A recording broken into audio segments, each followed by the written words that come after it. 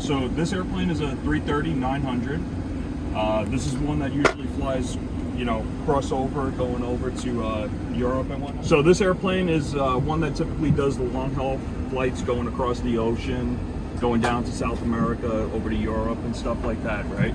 So this is pretty much the control center. This is where the pilots both sit. Sometimes you have additional pilots in here as well that would be standbys. So like your first officer and your second officer. So this is basically where everything happens, right? So if you go across, you have your display screens where actually you can see the airplane and where it's flying. I'm in the process right now of like that air that's coming out of the engines that will supply to either pressurize the airplane or run your air conditioning system or your heating system all together for that, right? Hit another one. Okay, so cabin pressure, like I said, right? Just showing you how much, what the cabin pressure is compared to outside, so ambient to outside, and inside the actual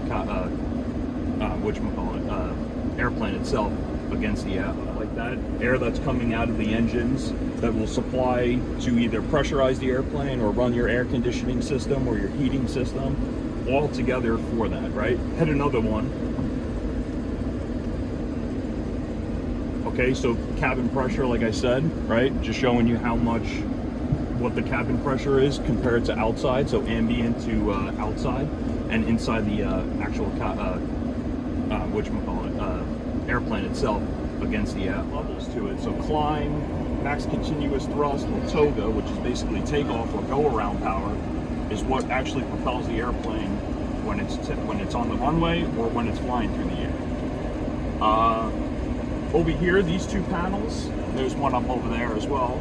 These are your radio panels. This is how they communicate. So I actually have it selected right now.